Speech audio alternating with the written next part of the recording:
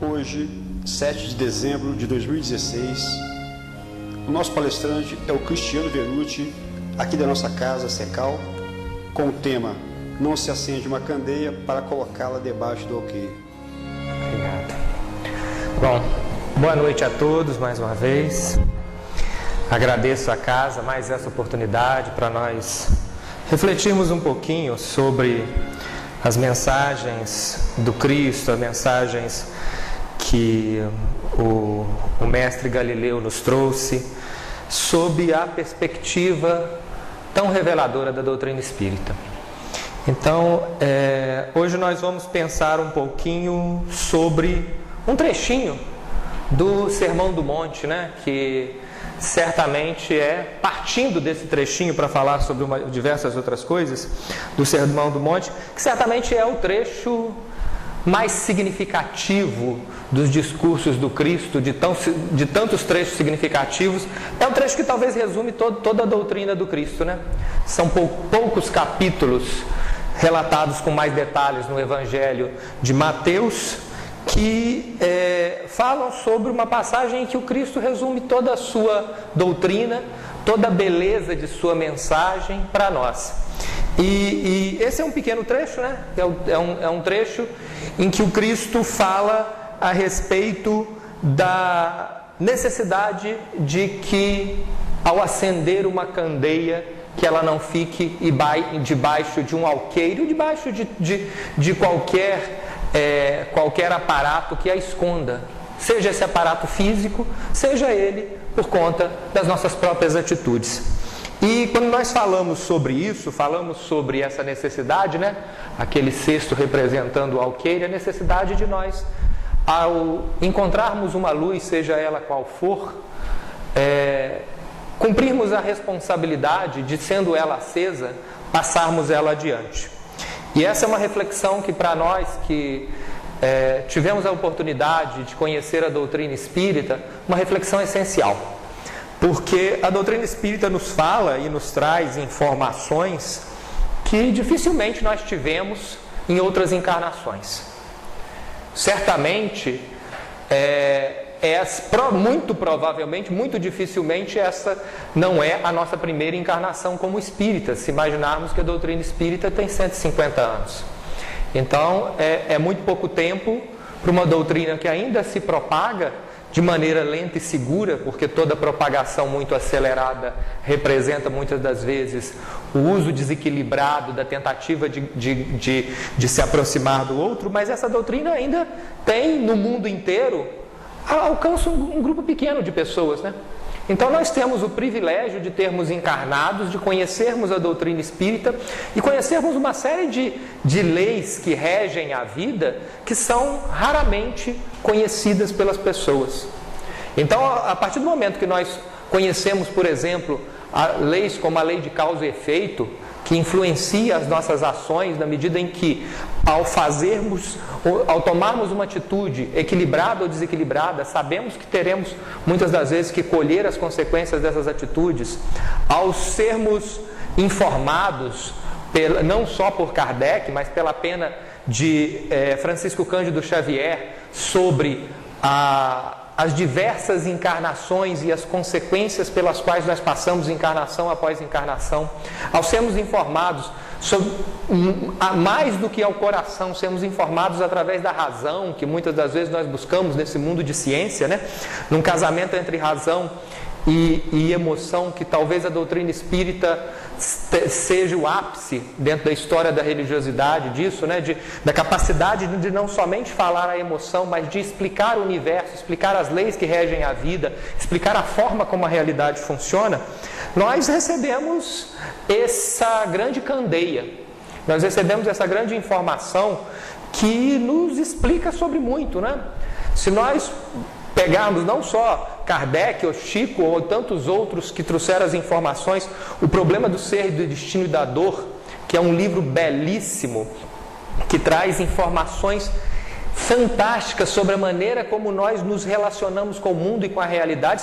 São muitas obras, e eu citei aqui Leon Denis, que é o autor desse último livro, mas há uma série de outras obras que nos falam muito sobre a nossa ação no mundo, e o Espiritismo nos traz uma informação, e a doutrina espírita nos traz informações capazes de nos direcionar nos tempos de bonança, para que nós não nos desequilibremos, capazes de nos dar equilíbrio nos tempos de dificuldade, porque todos nós passamos por tempestades e não tenhamos dúvida de que isso é parte do nosso desenvolvimento. O Cristo nos ensinou, nos últimos momentos de sua passagem pela Terra, que enfrentar dificuldades é parte de estar encarnado no mundo. Se nós temos o Cristo como um exemplo de vida, nós precisamos compreender que as dificuldades, o inverno da vida é parte daquilo que nós precisamos vivenciar. Então o Espiritismo nos traz muitas informações belíssimas. Ler a série de André Luiz é encontrar-se com um manancial que não é somente informação sobre as encarnações daqueles espíritos, são guia de vida. São guia para os nossos dias, são guias para a nossa relação com a vida, com a sexualidade, com o amor, com as relações com o trabalho. Há de tudo nas informações trazidas pela doutrina espírita. Então, é um pouco essa reflexão, mas é uma reflexão que vai além daí, que nós faremos no dia de hoje. A reflexão sobre o fato de que nós recebemos um tesouro. E nós, muitas das vezes, temos imensa dificuldade de transformar esse tesouro em ferramenta para o dia a dia, em ferramenta para a nossa vivência, não só aqui dentro do ambiente espírita, mas para o nosso dia a dia no trabalho, na convivência com familiares, na convivência com amigos. Esse é o grande desafio. Esse é o grande desafio que a doutrina espírita nos traz. É o desafio do mundo lá fora. É o desafio do dia a dia. Então, para pensar um pouco sobre esse desafio que tanto se impõe a nós, o desafio de tirar a candeia de sob o alqueire e transformá-la num instrumento que não é essencialmente um instrumento para iluminar o mundo, mas para iluminar o nosso caminho, né? A candeia funciona para você caminhar diante da noite escura. Um amigo me falou há muitos anos sobre a doutrina espírita, que sobre o papel da doutrina espírita na vida, criou uma metáfora que até hoje eu lembro, que ele disse que, sejamos espíritas ou não, atravessar a vida é atravessar um mar confuso de muitas coisas, de muita informação, de muitos acontecimentos. Quantas vezes um dia só na nossa vida muda o rumo de coisas que vão durar por décadas? Quantas vezes nós passamos por dias tormentosos e difíceis? Então ele falou que, sendo espírita ou não, nós estamos nesse mar confuso, e o nosso barquinho, né, que é o corpo espírita, é um barquinho muito frágil ainda, né? É um barquinho que ainda traz muitas limitações, mas ele disse que quando nós descobrimos a doutrina espírita, nós estamos nesse barquinho, mas tem um farolzinho lá no fundo.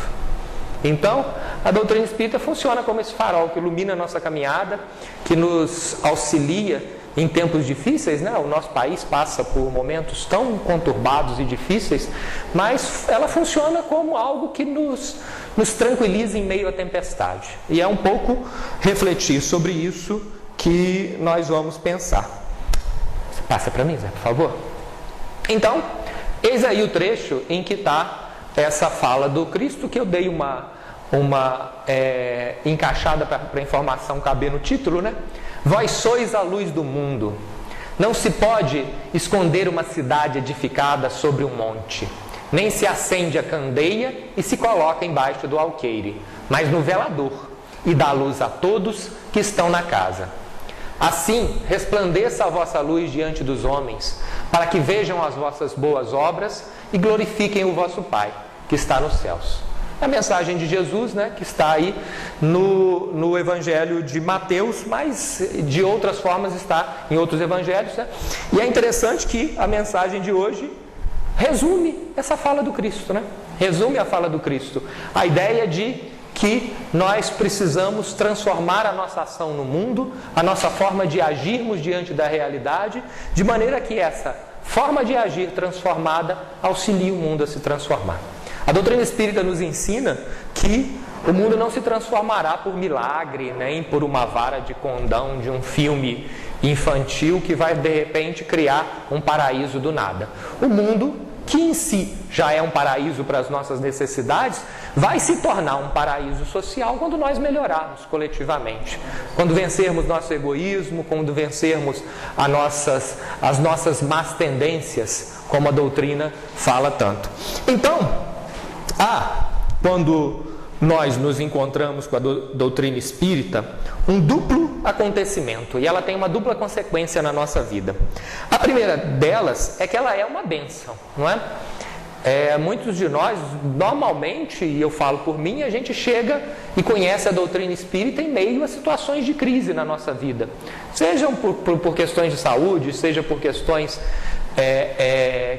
emocionais, seja às vezes por não estar entendendo muito a realidade da vida e está buscando respostas. E ela funciona como uma bênção, não é? Ela ensina uma lógica para a vida, ela nos mostra uma explicação lógica para o mundo, para as diferenças do mundo, para as dificuldades pelas quais nós passamos.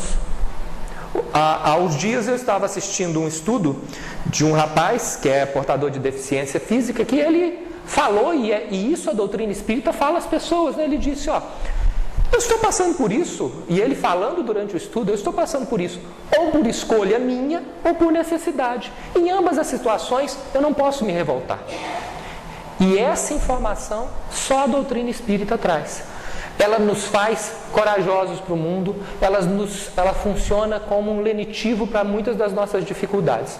Nós sabemos que passaremos por dificuldades, mas ela traz essa bênção, essa doce bênção da perspectiva do futuro, da perspectiva de que o cristiano é só uma manifestação de um espírito que vivenciou várias existências, e essa manifestação um dia vai acabar, esse corpo vai aos poucos se depauperando, mas amanhã o cristiano irá encarnar novamente, como todos nós, vivenciar outras experiências. Então esse é um grande lenitivo, né?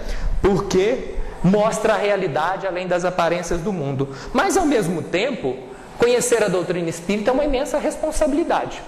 Porque nós estamos encarnando num modo fácil de encarnar, né? Nós estamos sabendo de como as coisas funcionam. A partir do momento que nós conhecemos uma série de informações que outras pessoas não conhecem, nós absorvemos uma grande responsabilidade. A quem muito é dado, muito será cobrado.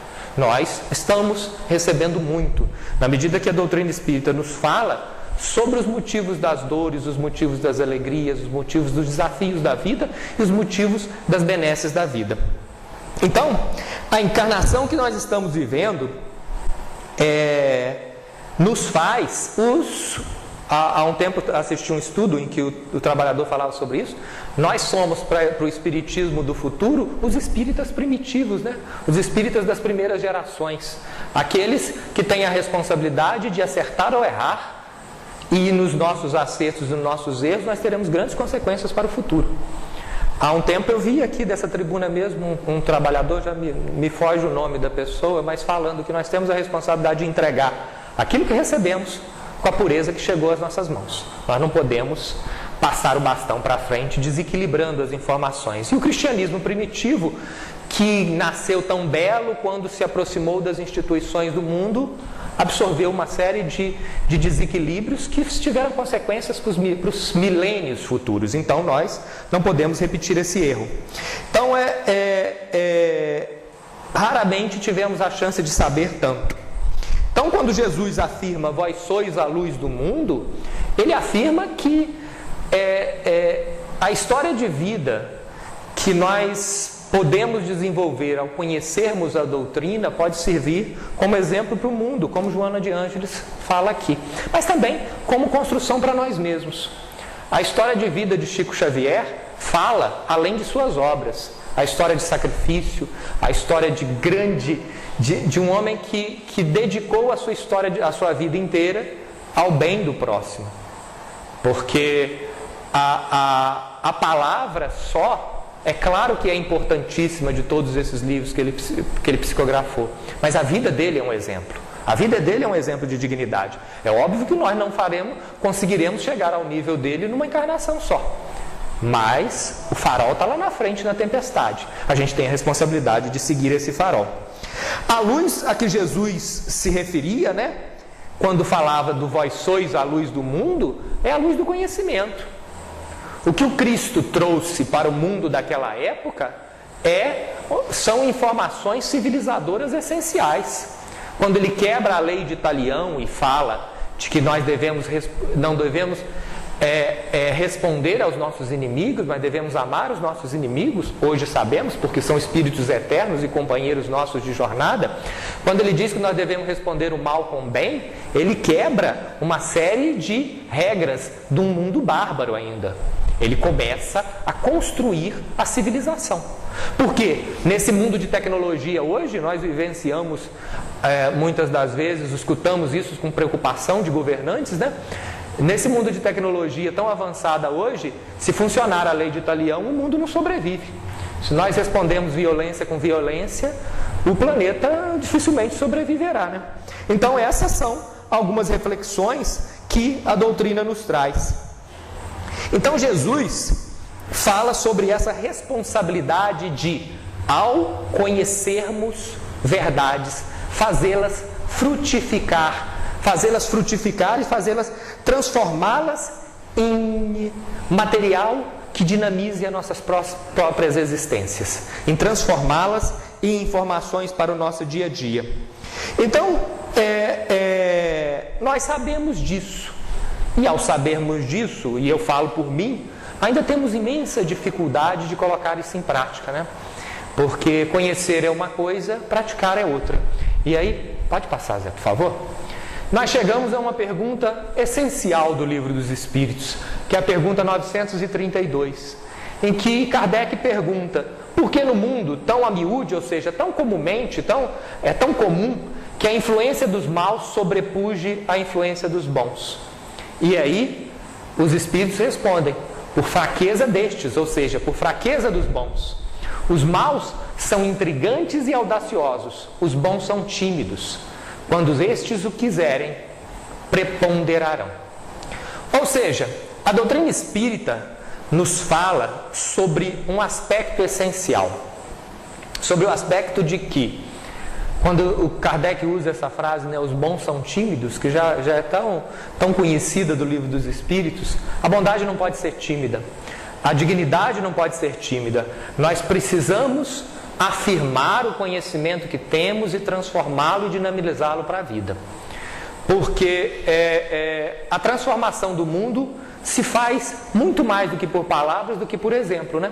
No estudo passado nós falávamos aqui, né, em outubro, acho que no Dia das Crianças, né, a gente estava falando sobre a relação entre pais e filhos, e a gente estava lembrando a respeito de que, por mais que falemos, exemplificar é essencial. É muito difícil conseguir influenciar a atitude de uma criança sem exemplificar aquilo que nós dizemos ser certo. Se com uma criança é difícil, imaginemos com um adulto. Nós precisamos tentar transformar aquilo que conhecemos em prática. E não por causa do outro, por causa de nós mesmos. Porque nós não somos responsáveis pela atitude do outro, mas nós somos responsáveis por aquilo que nós fazemos o outro pensar sobre a doutrina espírita, por exemplo. Então, se nós agimos, e aquilo que nós exemplificamos, funciona também como uma informação para a relação com o outro. Nós somos responsáveis pelo outro, né? Aquela famosa frase do Pequeno Príncipe, né? Tu te tornas responsáveis por aqueles que cativas, nós nos tornamos responsáveis por aqueles que desequilibramos, por aqueles que influenciamos mal. Então nós somos corresponsáveis por aqueles com quem convivemos. Então a fala de Kardec é importante. É preciso colocar o conhecimento da doutrina em prática. É preciso transformar o conhecimento sobre a doutrina em algo que funcione para o dia a dia. Essa fala mostra que a doutrina espírita não é uma doutrina que aponta para a ideia, e nós já é uma questão que a doutrina espírita fala muito. A doutrina espírita não é uma doutrina salvacionista, não aparecerá uma criatura mágica que irá de uma hora para outra transformar a nossa vida. Nós somos amparados, mas nós somos responsáveis pelo nosso destino. Isso é belíssimo também, por outro lado, porque toda a caminhada terá sempre o nosso mérito. Então nós estamos caminhando e precisamos amadurecer em torno disso. Continuando, ou seja, a doutrina espírita, através dessa resposta, fala que para o mundo se transforme, é necessário que o bem deixe de ser somente uma virtude que cada um carrega consigo, ou uma virtude de criaturas eleitas, como muitas das vezes várias religiões colocam. Mas o bem só transformará o mundo na medida que ele se transforme numa força que desemboque em atitudes que se mostrem capazes de fazer um mundo melhor. Gandhi já falava sobre isso ao dizer que quando uma pessoa age com correção, o mundo inteiro melhora com ela. Quando uma pessoa age com desequilíbrio, o mundo inteiro se desequilibra com ela. Nós vivemos num ambiente único e somos corresponsáveis por esse ambiente. Então, o Espiritismo é uma teoria da prática, não é uma teoria, o Espiritismo é uma prática. Por isso que ele, apesar de ser ciência, entre os seus aspectos essenciais, ele também é uma filosofia, ou seja, ele fala sobre o nosso agir, sobre a nossa relação com o mundo. Ele não é meramente campo de estudo, de conhecimento teórico, ele é um campo de prática. Pode passar, por favor, Zé. Então, olhem a essência da doutrina espírita que está naquela fala, aqui, naquela pergunta de Kardec. Se ligarmos aquela pergunta de Kardec a esse trecho do Evangelho segundo o Espiritismo, teremos a essência do que a doutrina fala. Meus filhos, na máxima, fora da caridade não há salvação, estão contidos os destinos do homem sobre a terra e o céu. Porque não basta uma virtude negativa, é necessária uma virtude ativa. Para fazer o bem, é sempre necessária a ação da vontade, mas para não fazer o mal, bastam frequentemente a inércia e a negligência. Ou seja, aqui é um trechinho da fala de Paulo, nesse trecho do capítulo 15 do Evangelho segundo o Espiritismo, de Paulo o apóstolo, né? Mas quando Paulo fala sobre isso, ele diz, o Espiritismo pede de nós não só não errar, pede acertar, pede a coragem de acertar. Ele pede que, quando ele fala sobre fora da caridade não é salvação, ele está falando que é a nossa responsabilidade fazer o bem, e não só deixar de fazer o mal. Nós somos responsáveis por agir bem, por agir com dignidade diante do mundo, por mais indigno que ele seja. É óbvio que falhamos, é óbvio que nossa encarnação é cheia de falhas, e eu, por caridade comigo mesmo, que também devo ter, não vou citar as minhas muitas aqui, mas cada um de nós sabemos que erramos. Mas nós precisamos lembrar a todo momento a fala de Chico Xavier: ninguém pode fazer um novo começo, mas todos nós podemos fazer um novo fim. Como o Pacini, orador espírita conhecido por muitos, diz, nós precisamos saber nos perdoar pelas nossas falhas e continuar a caminhar. Então nós falhamos muitas vezes, às vezes também agimos com negligência diante das nossas responsabilidades. Nós precisamos nos corrigir, sermos um pouco melhores hoje do que amanhã, pensarmos que estamos construindo o tempo todo para o amanhã, porque a doutrina espírita nos fala sobre isso. Nós precisamos colocar aquilo que aprendemos em teoria e em prática. Nós precisamos transformar todos esses conhecimentos em ferramenta para o dia a dia, em ferramenta para que nos dignifiquemos diante da existência. Pode passar, certo?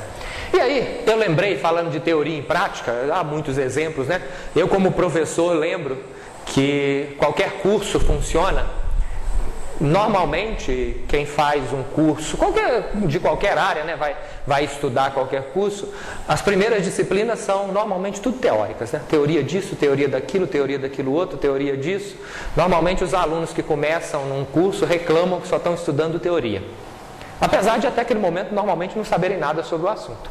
E depois, conforme o curso vai se desenvolvendo, vai se entrando na prática. Nós vamos aprendendo a prática, porque a teoria e o conhecimento inicial funcionam como essa luz que se acende na candeia para depois colocá-la no mundo. Então eu lembrei, né, que muita gente vai lá fazer o curso de direção, né?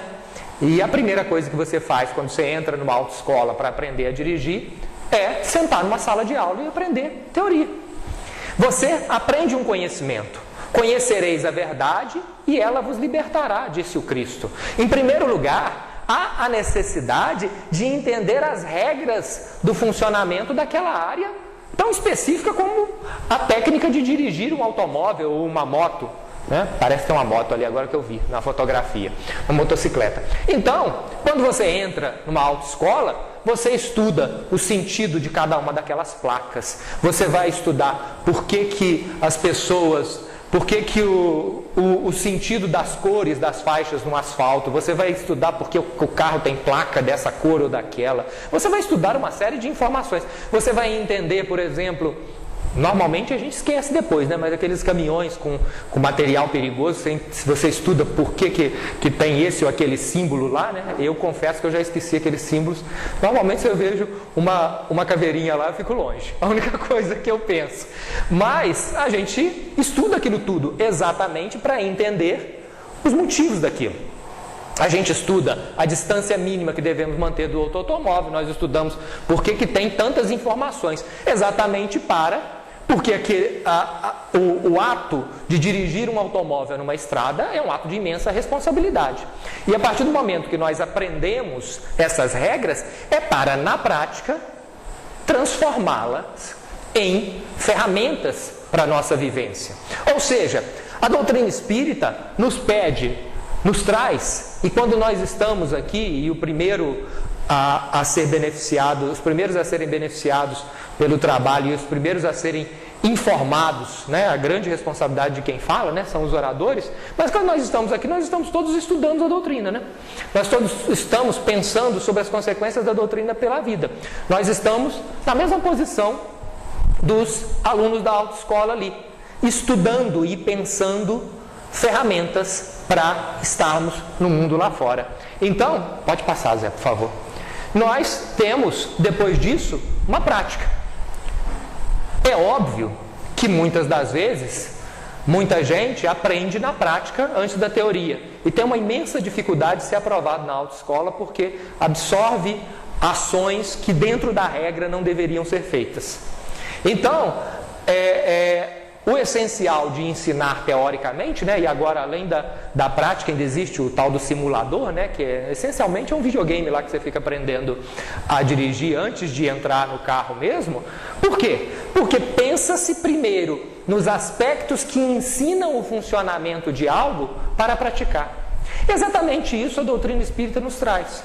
Quando ela fala sobre as regras da vida, se nós imaginarmos o nosso corpo físico como um automóvel que nós gerimos e essa encarnação como uma informação, como um automóvel que está servindo para nós durante um dado tempo, a doutrina espírita é a carta de habilitação que nós estamos tendo para usá-la.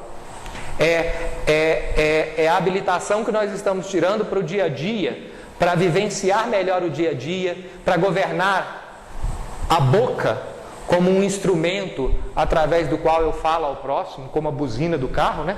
Que eu falo ao próximo, para acelerar ou frear as nossas ações, para agir no mundo e na vida com responsabilidade. A doutrina espírita funciona como essa relação entre teoria e prática do nosso dia a dia.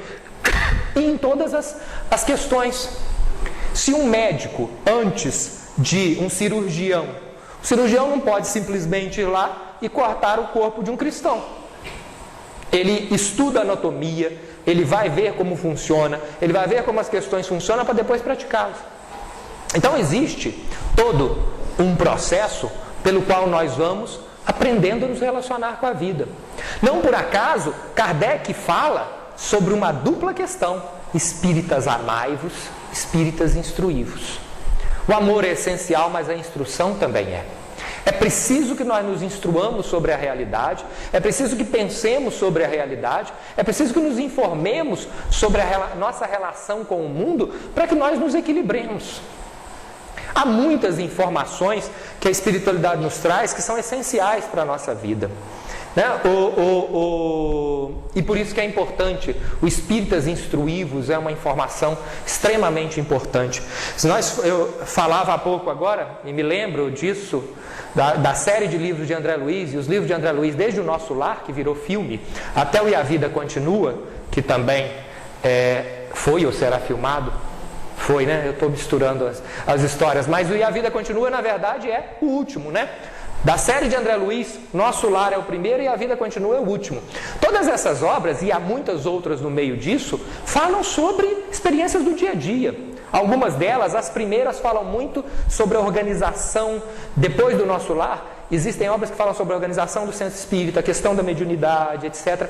E você tem livros fantásticos. Me lembro agora do livro Sexo e Destino, que fala de uma forma belíssima sobre as nossas responsabilidades com a sexualidade, para não nos desequilibrarmos com ela e para não nos expormos a mecanismos de obsessão tão comuns e tão fáceis pela nossa fragilidade primitiva de nos influenciarmos. Falam sobre a importância do casal ter a prática da oração para se proteger do desequilíbrio espiritual em volta. Então fala sobre uma série de coisas que são para o nosso dia a dia, são ferramentas para o nosso dia a dia. Ou seja, o Espíritas Instruivos funciona como ferramenta para melhorar o Espíritas Amai-vos. A instrução é essencial para nós compreendermos a nossa relação com a realidade. Porque quando o Espiritismo nos fala, e não só no Sexo e Destino, em outras obras, sobre aquilo que o Cristo já tinha falado, né? A nuvem de testemunhas que nos cerca, o Espiritismo demonstra que as nossas atitudes equilibradas atrairão espíritos que serão positivos para a nossa relação com o mundo. E nós sabemos disso, que os ambientes espirituais nos influenciam, é só acompanhar a forma como o nosso pensamento evolui dependendo do ambiente que nós estamos. Se vamos para um ambiente equilibrado, nós normalmente temos mais facilidade de desenvolver pensamentos equilibrados. Se vamos para um ambiente em desequilíbrio, com mais facilidade nos desequilibramos. Agora, há espíritos que conseguem estar num ambiente desequilibrado e manter equilíbrio? O Cristo mesmo exemplifica isso em vários momentos. Seremos capazes de fazer isso? Isso é uma resposta que cada um tem que dar, compreendendo as próprias limitações. E é importante observar que cada um é tentado na própria concupiscência. Esse é um trecho do Evangelho, eu não me lembro de onde que eu li, mas ele é essencial. Cada um de nós tem mais facilidade de ser influenciado por um ambiente desequilibrado X ou Y. Né? Tem alguns ambientes em que eu chego e me sinto com facilidade de não ser influenciado pelo desequilíbrio, e um irmão ao lado vai vivenciar o contrário. Mas há situações em que ele estará em equilíbrio ou em desequilíbrio. Então nós precisamos compreender a nossa própria realidade, a nossa própria verdade. E isso que a doutrina espírita nos traz. A teoria de ler um livro como Sexo e Destino, O Problema do Ser, do Destino e da Dor, o Evangelho segundo o Espiritismo, funcionam como direcionamentos para a nossa vida. Há um trecho do Evangelho aqui, que eu li no culto do Evangelho do Lar há alguns dias, e que me influenciou muito a pensar sobre a realidade que nós estamos vivendo em relação à tragédia do time de futebol, né, da Chapecoense, que aconteceu há pouco mais de 10 dias. Então, a doutrina, vou falar sobre ele depois para não perder o fio da meada.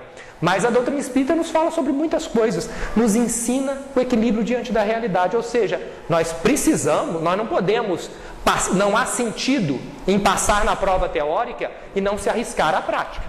A prática é difícil? Né? Eu, quando fui tirar a carteira de habilitação, no primeiro dia eu estava muito confiante, fui reprovado, no segundo minhas pernas trebiam igual vara verde. Mas a gente tem que enfrentar as dificuldades, porque a única forma de aprender na vida é enfrentando as dificuldades. E é isso que é espírito. Então a gente precisa se habilitar, a gente precisa influenciar, entrar em relação com o mundo. Ou seja, a doutrina espírita nos propõe a prática. Aquilo do fora da caridade não há salvação. Então, aquilo que estávamos falando, aprender e praticar. Jesus Cristo falava: conhecereis a verdade e a verdade vos libertará. Já tinha comentado sobre isso, né? A verdade é instrumento de libertação. Se nós conhecemos como as coisas funcionam, nós nos libertamos de diversas dificuldades, né? Reconhece-se, Allan Kardec, no Evangelho segundo o Espiritismo, capítulo 6, item 5, reconhece-se o verdadeiro espírita pela sua transformação moral e pelos esforços que faz para domar as suas más inclinações. Porque no fundo, quando nós desencarnarmos e chegarmos do lado de lá, a mim nada será perguntado sobre o que o outro errou. Será perguntado sobre os meus acertos e erros. Também aos outros não será perguntado. Nós teremos que dar conta da nossa administração, do corpo que administramos, das possibilidades que tivemos. Então, quando pensamos nisso, é preciso raciocinarmos para o fato de que o grande objetivo da encarnação em relação a nós mesmos é nos melhorarmos. Porque se nós nos melhoramos, o mundo melhora conosco. Há uma frase do filósofo chinês Confúcio que ele fala: a ablução já foi realizada. A ablução é o batismo, né? A partir do momento que nós somos imersos num dado conhecimento, mas ainda não a oferenda. Nós devemos ofertar para o mundo aquilo que nós aprendemos, os conhecimentos que recebemos, os conhecimentos que vieram para nós, né? Ou seja, o corpo é uma ferramenta para o dia a dia. Nós precisamos utilizá-lo da melhor forma possível. Por isso, quando o Cristo fala sobre essas coisas, ele fala sobre a necessidade de vencer uma série de dificuldades que estão diante de nós. Pode passar, Zé, por favor. Agora, por outro lado, a ideia de... E aí é uma situação que nós precisamos aprender. A ideia de vencer as dificuldades e transformar a doutrina espírita em ferramenta para o nosso dia a dia não significa alardear. É a nossa própria transformação. E essa passagem do Cristo fala sobre uma coisa essencial, né? Por essa razão, quando deres um donativo, não toques trombeta diante de ti, como fazem os hipócritas nas sinagogas e nas ruas para serem glorificados pelos homens. Com toda certeza eu os afirmo que eles já receberam o seu galardão, a sua recompensa, né? Tu, porém, quando deres uma esmola ou ajuda, não deixes a tua mão esquerda saber o que faz a direita, para que a tua obra de caridade fique em secreto, e teu Pai, que vem em secreto, te recompensará.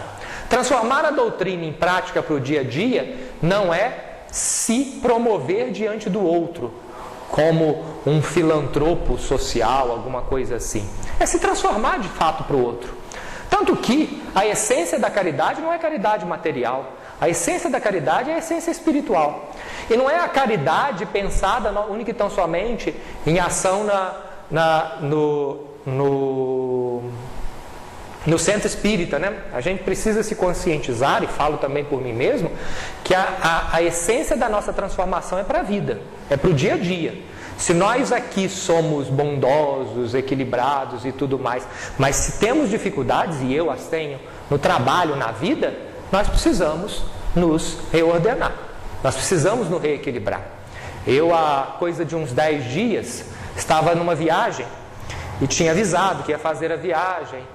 Eu tinha sido mesário aqui na eleição, que me chamam sempre. Eu usei esses dias para fazer uma viagem. Só que surgiu um problema no trabalho e entraram em contato comigo no meio da viagem.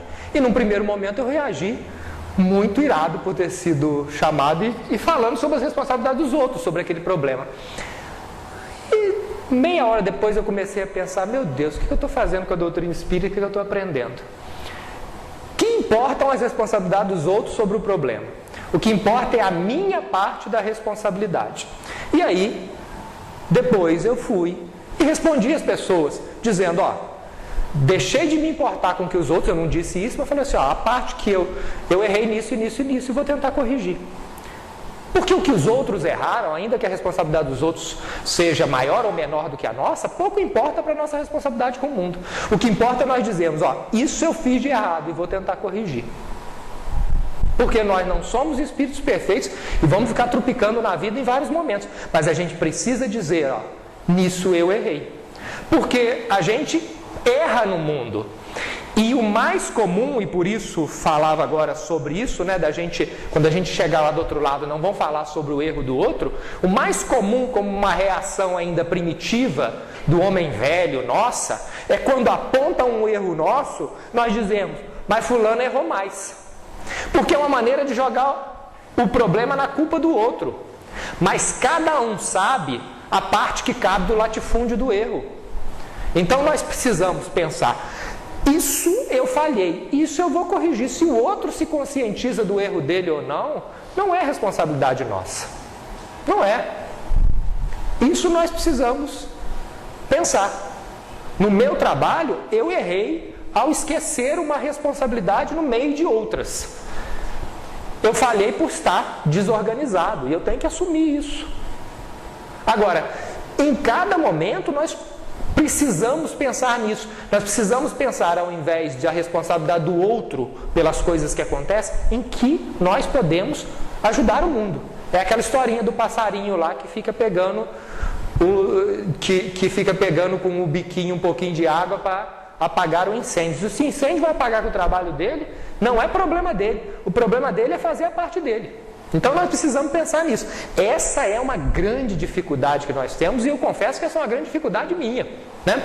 É comum, se nós estarmos no trânsito e alguém age com desequilíbrio com a gente dirigindo um carro, e um carro, né, tem um desenho do Pateta que mostra isso de maneira muito clara, né? A gente tem um automóvel na mão, de repente a pessoa mais tranquila do mundo vira um bicho, né? É um desenho de uns 30, 40 anos atrás, mas eu lembro dele quando eu era criança. E isso a gente precisa pensar. Às vezes a pessoa buzina pra gente porque a gente fez besteira. Então a gente tem que pensar nisso.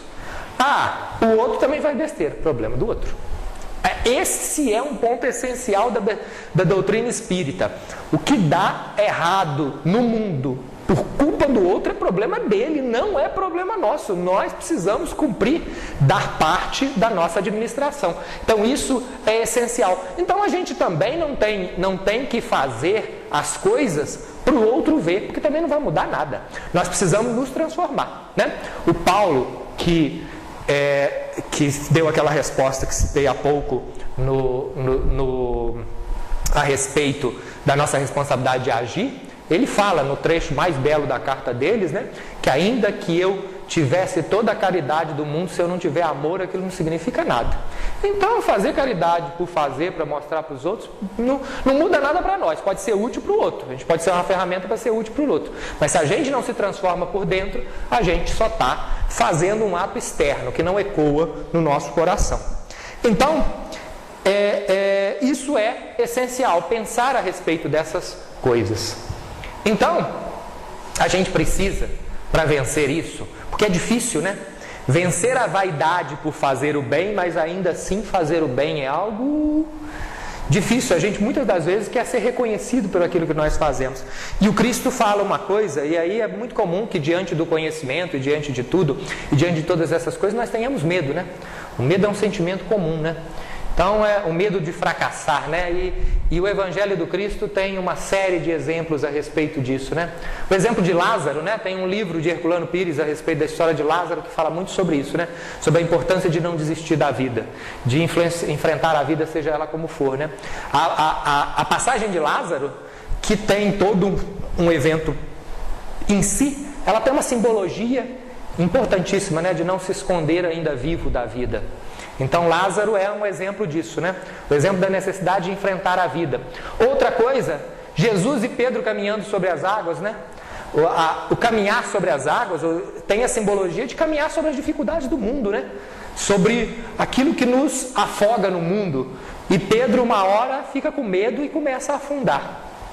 E Jesus fala, né? Homem de pouca fé, que não confia na beleza das informações que eu trouxe.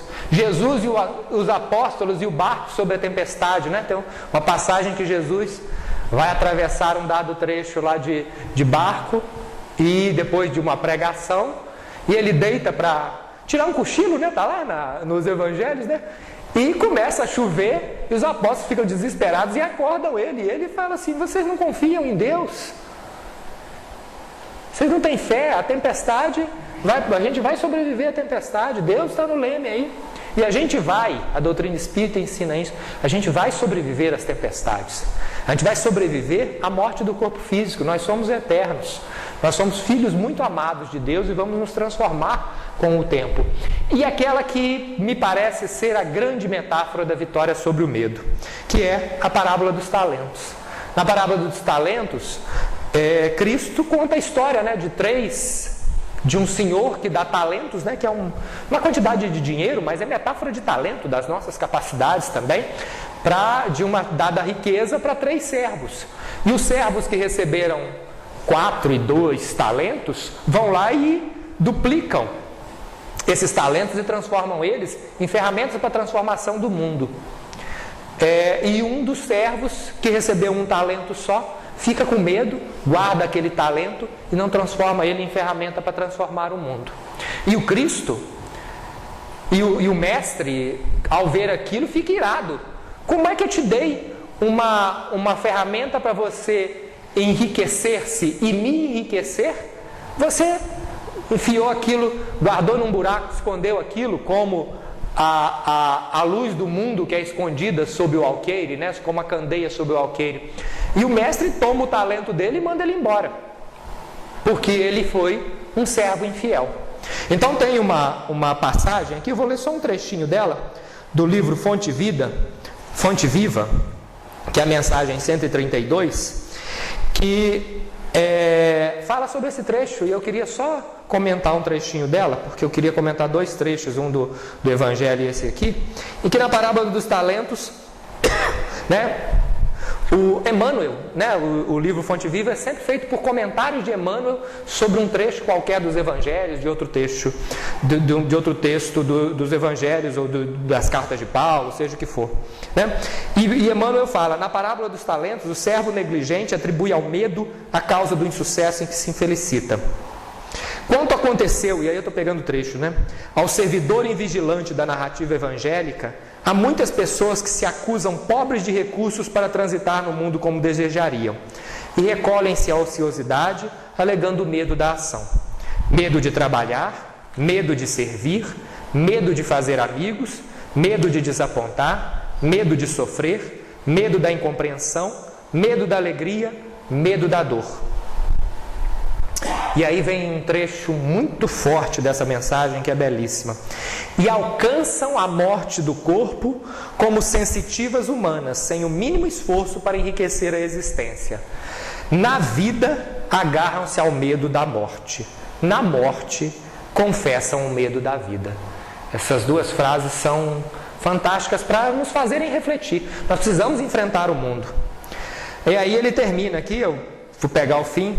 Se recebeste, pois, mais rude tarefa no mundo, não te atemorizes à frente dos outros e faça dela o teu caminho do progresso e renovação.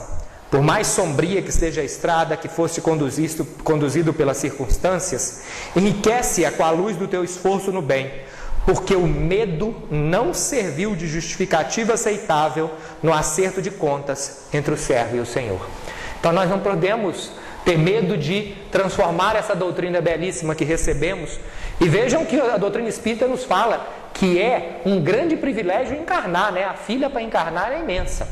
Imaginemos, dentro da fila para encarnar, a fila para conhecer a doutrina espírita. Para ter uma encarnação que permita conhecer a doutrina espírita. Nós somos privilegiados entre privilegiados. A gente que está há mais de século na fila para encarnar. Então imaginemos a chance que nós estamos tendo. Então o medo não funciona como justificativo e nós precisamos vencer esse medo, superar o medo diante da realidade e transformar o talento em ferramenta para o nosso crescimento. Pode passar, Zé, por favor. Então, tem uma música do Belchior que eu acho fantástica, né? A gente normalmente por medo fica remoendo o passado, os nossos erros, com culpa e ansiosos com o futuro, né? Tem uma música do Belchior chamada Pequeno Mapa do Tempo, que ele diz, eu tenho medo e já aconteceu, o medo do passado. Eu tenho medo e ainda está por vir. Morre o meu medo, isso não é segredo, eu mando buscar outro lá no Piauí. Ou seja, a gente inventa medos na vida, a gente inventa dificuldades, a gente cria barreiras para nós mesmos. Muitas das vezes com medo do julgamento do outro porque nós erramos. E o mais comum é que o outro não esteja nem aí para a gente. E a gente fica com medo do insucesso, né? Quando se é adolescente, as pessoas ficam com medo, aqueles primeiros encontros na adolescência são uma tragédia, porque as pessoas têm medo do não do outro, entram em crise, mas a vida é crescer através do não. Veja que o Cristo, na sua parábola, não fala sobre aquele que tentou e perdeu os talentos e deu errado, porque ele diz que o pior é aquele que recebe uma dádiva e nem tenta utilizá-la, porque aquele que dá errado, pelo menos tem alguma experiência, mas aquele que guarda o talento num buraco, não transforma ele em nada, né? A experiência é essencial. Eu lembro a primeira vez que eu fui dar aula, se alguém fizesse burro, eu saía correndo. Depois, com o tempo, você vai aprendendo, você vai vencendo a vergonha, o medo e vai influenciando as coisas. William Faulkner ganhou o Prêmio Nobel de Literatura e fez esse discurso. Isso é um trechinho de um discurso dele, que ele fala sobre vencer o medo e crescer na vida. É o Prêmio Nobel de Literatura dele, é o discurso dele. Esses jovens precisam ensinar a si próprios que a coisa mais básica de todas é o medo. Devem depois esquecê-lo de todo. Medo é a coisa mais básica do mundo, o instinto de preservação. Pode prosseguir, Zé, por favor. E aí, o Cristo falou, né? É preciso esquecer o amanhã e esquecer o ontem. Existe o hoje. Olhai os lírios do campo. Os talentos são concessões temporárias. As chances que nós estamos tendo nessa encarnação não existirão mais. Existirão outras, mas as da agora são essenciais. Se a gente quer ser melhor, a gente tem que pensar, o que eu posso fazer de útil hoje? Eu não preciso remoer com as pessoas que estão longe ou que ainda não estão. Nós precisamos pensar que a nossa responsabilidade é quem está ao nosso lado, né? Chico Xavier falava, ninguém chega a mim que não precise chegar, nada me acontece que não precisa acontecer. Então ele cuidava da vida com quem estava próximo.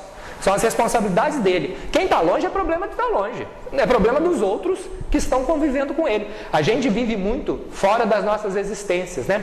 Francisco de Assis, doar-se a vida para receber, né? A oração de Francisco de Assis é uma oração para doação com a vida, para aprendermos a transformar as virtudes em prática. Nos lembramos de Francisco de Assis pegando o Sermão da Montanha, enfiando debaixo do braço e transformando o Sermão da Montanha em mapa para o dia a dia. E ele pregava só com o Sermão da Montanha, não precisava de mais nada, né? Os infortúnios ocultos, né? Não vai dar tempo de ler aqui, mas o trecho que eu falei sobre...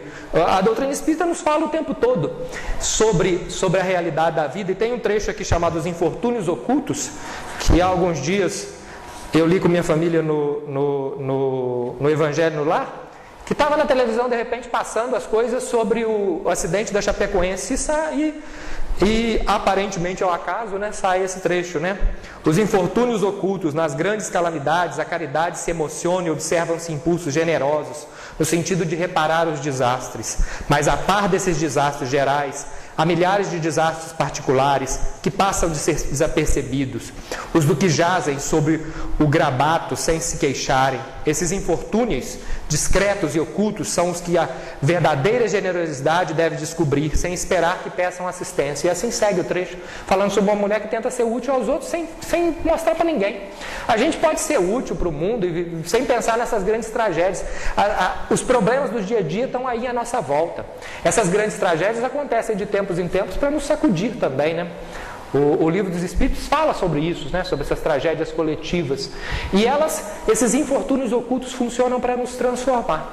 E a gente deve dar graças a Deus, e pensando no Cristo, né, como o aniversariante do dia aí, para nós fecharmos nossos estudos, nós devemos dar graças a Deus por essa oportunidade de sermos menos homens de pouca fé e ver naquilo que nós temos de bom para a vida e tentarmos ser úteis para a realidade. Isso é uma coisa, todos nós, né, principalmente num momento tão duro que o país e o mundo está vivendo, a gente tem as nossas baixas, né? A gente precisa se levantar, né? A gente precisa se levantar. E aí me vem à memória o exemplo de um livro que eu citei aqui no primeiro estudo que fiz aqui, que é o Ave Cristo. E o Ave Cristo fala sobre Quinto Varro, e Quinto Varro encarna no mundo sem precisar encarnar mais, para levantar o filho que estava completamente desequilibrado, e ele fica em 2 encarnações tentando melhorar a caminhada do filho. E Quinto Varro chega a um dado momento em que ele cria um orfanato de crianças, e o filho não queria ouvir falar de cristianismo, e ele leva uma dessas crianças, isso na Roma antiga, né? Leva esse grupo de crianças para cantar para o filho que ele tinha cuidado anonimamente, porque o filho nem sabia que era o pai que estava cuidando dele, e numa doença seríssima. E ele leva essas crianças para cantar para o filho, e as crianças começam a cantar um hino cristão, e o filho, possesso, solta os cachorros em cima das crianças, e uma das crianças desencarna. E Quinto Varro entra em prostração, em depressão. Vai para a cama e fica dias e dias sem comer, e chega uma hora que um guia espiritual chega para ele e fala assim: mas foi isso que você pediu para encarnar, você pediu para estar aí. Você acha que o seu filho ia se transformar de uma hora para outra? A transformação dele é responsabilidade de outra, mas você ao encarnar, você não assumiu responsabilidade por ele só não. E essas crianças que estão aí fora? Você vai largar elas soltas? A que desencarnou já está com Deus. Então nós precisamos pensar, e aí Quinto Varro se levanta e vai influenciar a vida.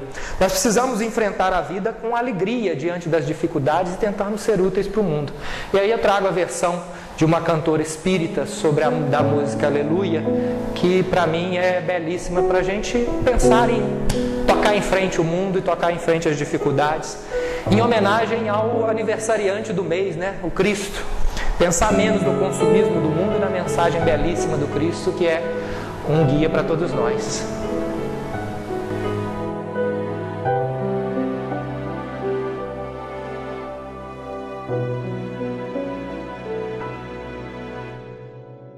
Acredite, estou aqui ao teu lado e vou te ouvir. Venho consolar teu coração. Fale-me do teu sofrer, busque a mim, basta querer. Posso restaurar a tua vida. Aleluia, aleluia, aleluia, aleluia.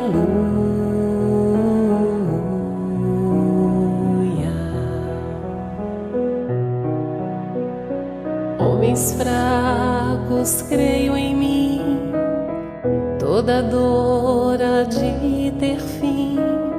Sou de Deus e trago a luz ao mundo. Todo pranto há de secar, a esperança vai brotar. Sinta-me a presença em tua vida. Aleluia, aleluia, aleluia, aleluia.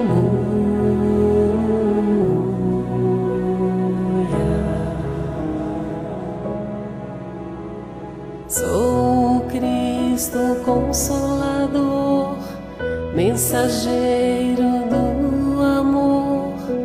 Junto a mim encontrarás abrigo. Nas tormentas e na dor, não desistas, lá estou. Trago a esperança, sou amor. Aleluia, aleluia, aleluia, aleluia.